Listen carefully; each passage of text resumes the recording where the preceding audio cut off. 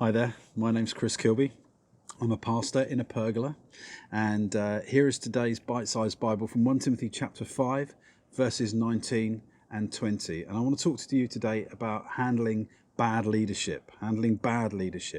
See, in our culture, we have a general suspicion about leadership, whether that be leadership in politics, in government, leadership in the workplace. We can all be a little bit cynical and quite negative about leadership, and sometimes it's justified.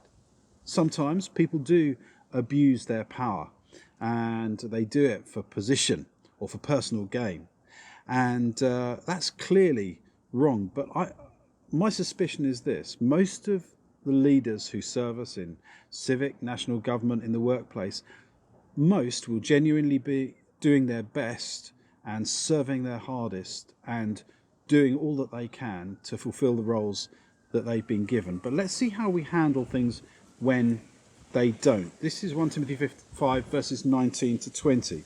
And Paul says this: "Do not entertain an accusation against an elder unless it's brought by 2 or 3 witnesses. Those who sin are to be rebuked publicly so that others may take warning."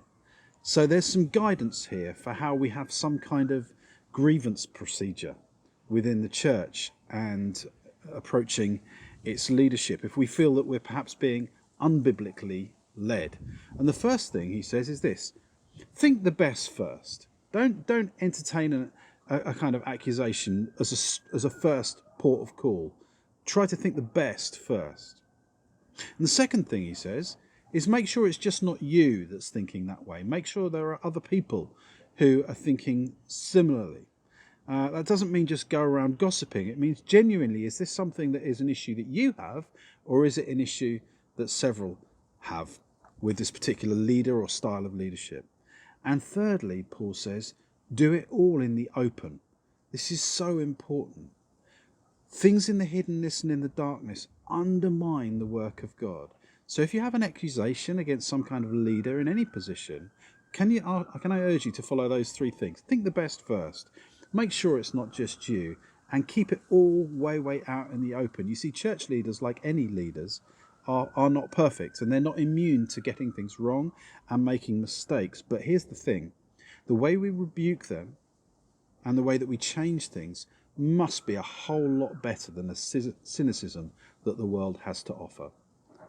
So that's my encouragement to you today. I'm Chris Kilby, a pastor in a pergola, and that was today's bite-sized Bible from 1 Timothy 5 verses 19 and 20. And I shall see you next time.